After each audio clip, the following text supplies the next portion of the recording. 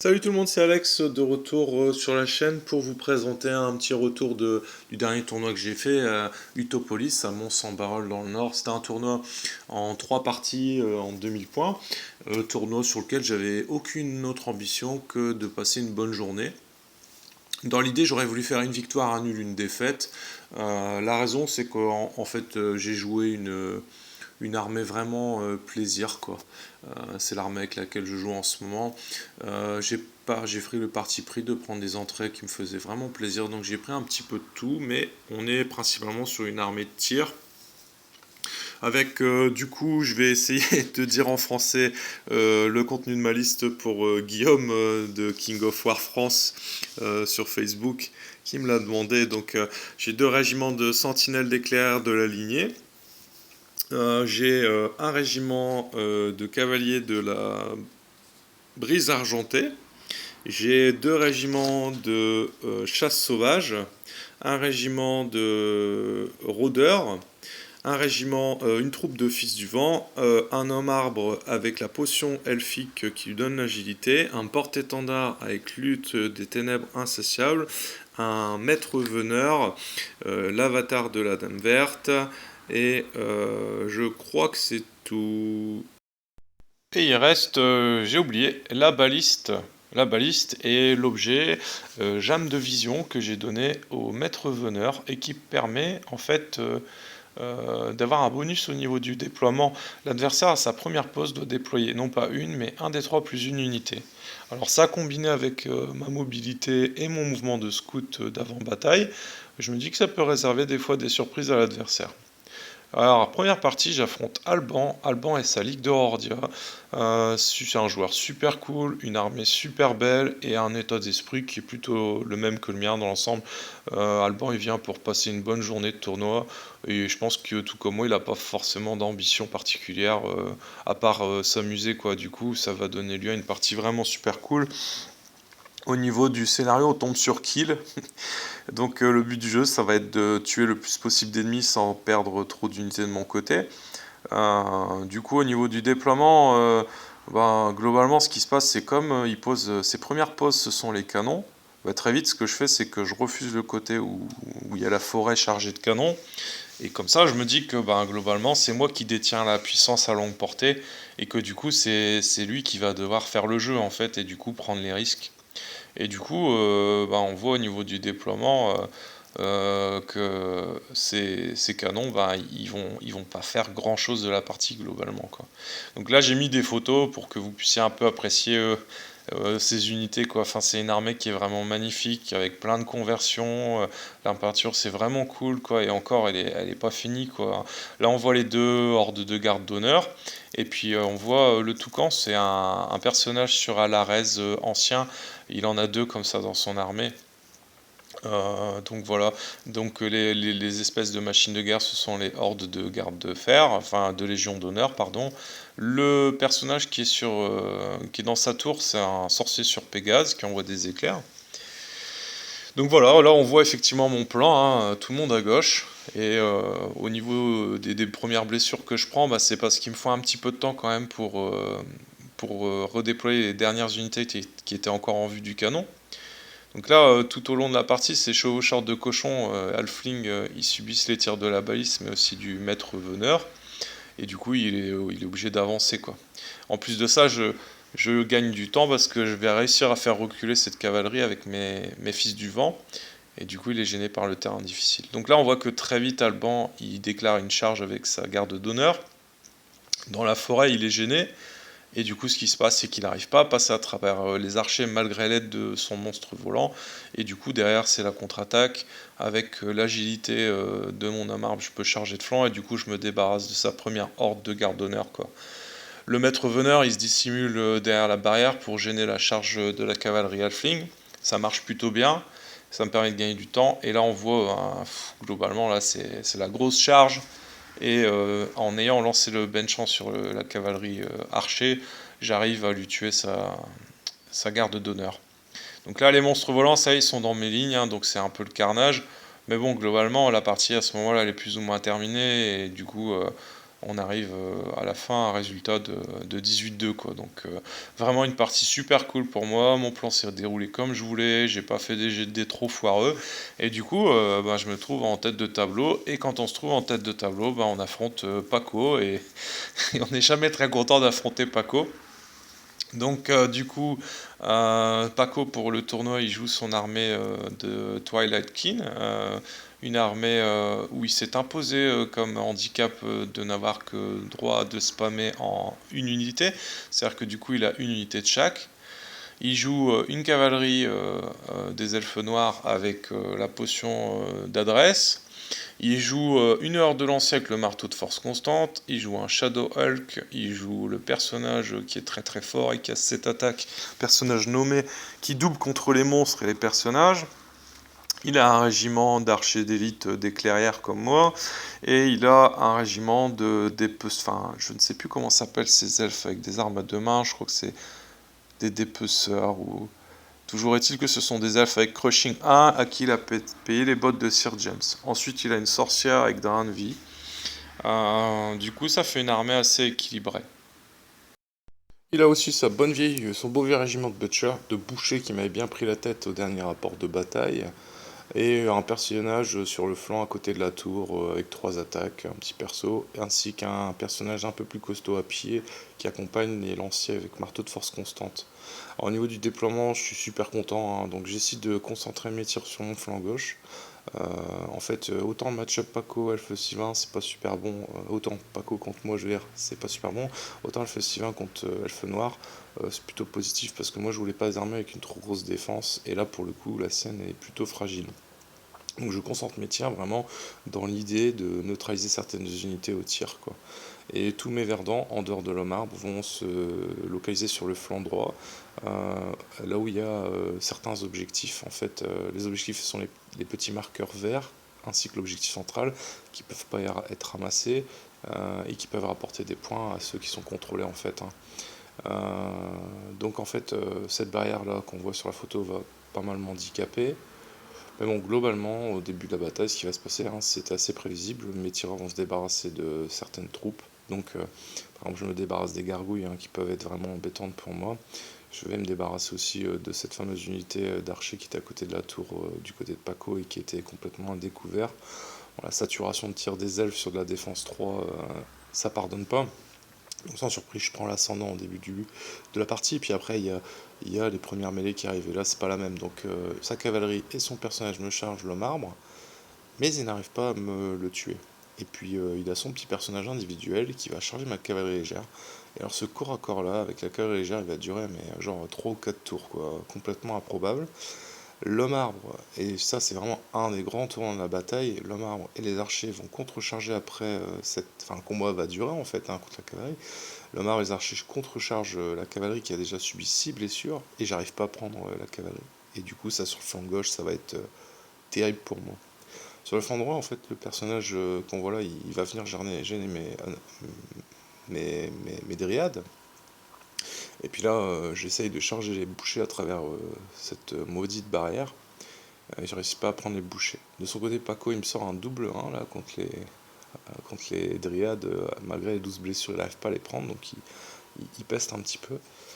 Et puis là, c'est ce que j'expliquais en fait. Comme je n'arrive pas à prendre la cavalerie, ce qui se passe, c'est que mon homme arbre se trouve chargé de flanc par le Shadow Hulk, et la cavalerie, avec la potion d'adresse, massacre mes archers.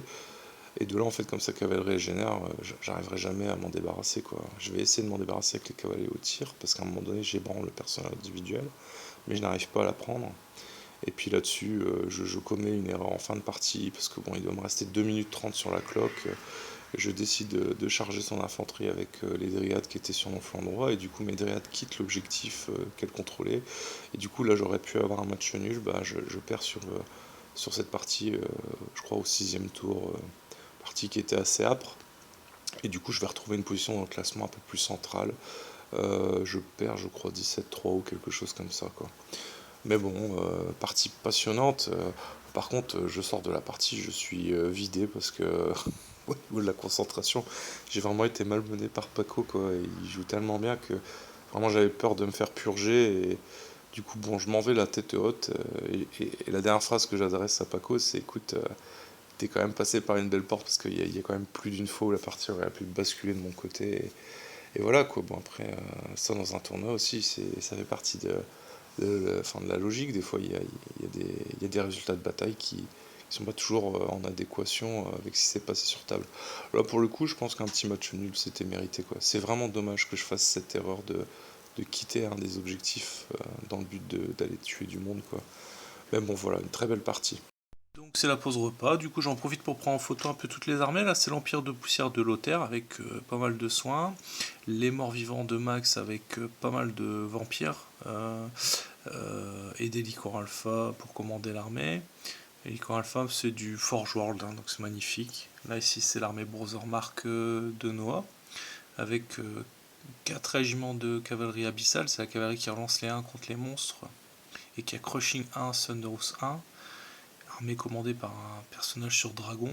Ici, ce sont les forces de la Dame Verte, commandées par Olivier, avec pareil encore beaucoup de cavalerie, des personnages volants. C'est une armée qui vient chercher très vite le contact et qui tape fort.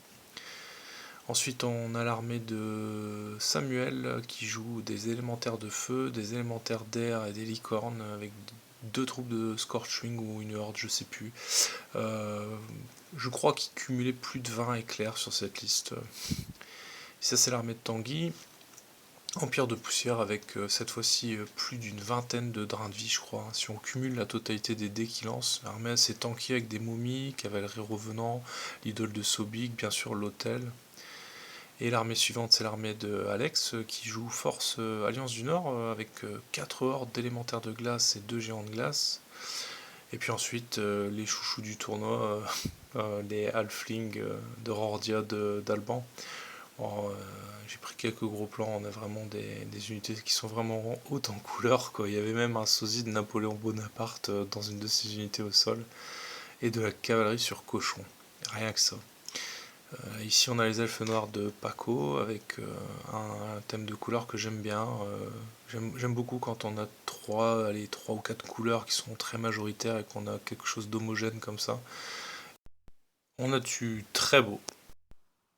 Et donc on arrive à ma dernière partie, je tombe sur l'Empire de Poussière avec Lothaire, et là franchement je suis pas très rassuré parce que Lothaire il joue une armée Empire de Poussière particulièrement mal polie, quoi. Donc il a 2 virmes volantes, il a l'hôtel avec son drain de vie, il a l'idole de Sobek, il a 2 hordes de revenants, il a un régiment de squelettes, je crois, un petit régiment, une troupe de cavalerie, et il a 3 sorciers vraiment très équipés. Alors Lothaire c'est un amoureux de l'armée de l'Empire de Poussière qui joue avec beaucoup de dynamique de soins et de dynamique de déferlement. Sur cette partie-là, en fait, je pense que clairement, moi, il faut que je joue en fond de table et que je tire sur l'ennemi. Je prends beaucoup trop de risques. On est sur un scénario en fait où on peut aller détruire les objectifs qui sont contrôlés par nos unités.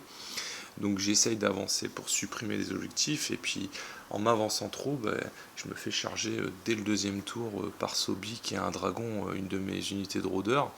Je me retrouve avec les morts-vivants qui sont déjà chez moi. Et là, c'est l'angoisse, quoi. Mon homme arbre, pendant toute la partie, peut rien faire à cause du dragon qu'on voit sur son flanc, là, parce que si je charge une unité, je me retrouve chargé de flanc, parce que je peux pas prendre l'unité en une fois. Donc cette partie, c'est un véritable cauchemar pour moi. Les fils du vent ici, on voit bien que le dragon il est bien placé, donc je les rapproche du dragon, donc lui il va me charger avec son dragon, donc c'est un cadeau que je lui fais.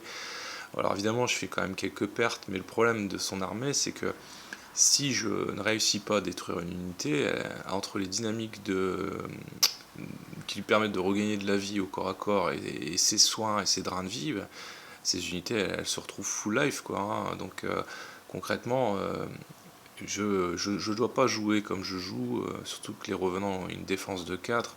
Je peux aller chercher des unités au tir, mais à condition de refuser le jeu au moins dans un premier temps, quoi. Et après effectivement j'avais dit partir sur une victoire, une défaite, un nul. J'ai déjà ma victoire et ma défaite. J'aurais pu aussi jouer le nul. Mais bon, je suis sorti lessivé de ma partie contre Paco. Et Et j'avoue que sur cette partie-là, j'ai peut-être fait ma plus mauvaise partie de la journée, quoi. Après, voilà, c'est toujours un plaisir de jouer contre Lothaire, ça faisait longtemps que je l'avais pas vu, et j'ai quand même passé un très bon moment, hein. Mais alors en plus de ça, j'ai encore sorti quelques petites GD bien, bien sympathiques, ce qui est venu après empirer ma situation. Donc voilà, du coup, la partie se termine sur ce résultat. Résultat de 16 sur 4, 16 pour Lothaire, 4 pour moi. Alors, je suis désolé, cette partie-là, je pense que la mémoire humaine est bien faite. On a tendance à moins retenir les mauvais souvenirs qu'à retenir les bons. Et du coup, j'avoue que j'ai un peu tardé à faire mon rapport de bataille. Je crois que le tournoi a eu lieu il y a 3 semaines. Et du coup, bon voilà, je tenais vraiment à faire ce retour sur le tournoi. Je sais pas si j'en referai parce que le problème, c'est que j'ai la sensation que quand je prends des photos, il m'arrive un peu de perdre ma concentration. Mais en tout cas, voilà, je suis vraiment content de cette journée. Je pense qu'avec du recul, quand même, cette liste elle est perfectible, hein. On en discutait sur le forum. Je pense que déjà pour commencer, l'homme arbre agile, qui coûte aussi cher que le père de la flétrissure, je pense qu'il vaut mieux prendre le père de la flétrissure, hein, qui cogne plus, qui rend mes verdants plus forts, qui a un plus gros nerf. L'homme arbre agile, bah, finalement, ça marche bien quand on tombe sur un joueur occasionnel. Après, en tournoi, les gens, c'est des malins, et j'ai bénéficié. Il y a qu'une fois le matin où j'ai réussi à faire quelque chose de sympa avec cette agilité, mais globalement, c'est beau sur le papier. Après, il faut voir si ça entrave à ce point-là l'ennemi, hein. Peut-être que ça perturbe l'ennemi dans ses stratégies. Mais bon, en tout cas, voilà, ça c'est le premier truc. Et puis après, le deuxième truc, j'ai la sensation que quand on joue une armée de défense comme celle que je joue, il faut avoir au moins une ou deux unités avec une grosse allonge qui peut cogner sévère. Et ces unités, en fait, elles permettent de gagner quand même et du temps précieux pour les tireurs, quoi. La question, c'est est-ce qu'il vaut mieux jouer beaucoup de tireurs, mais alors les tireurs se retrouvent au corps à corps rapidement, ou est-ce qu'il vaut mieux jouer moins de tireurs et puis permettre d'avoir un tour de tir de plus parce qu'il y a la cavalerie qui menace? Je pense que voilà, c'est à réfléchir.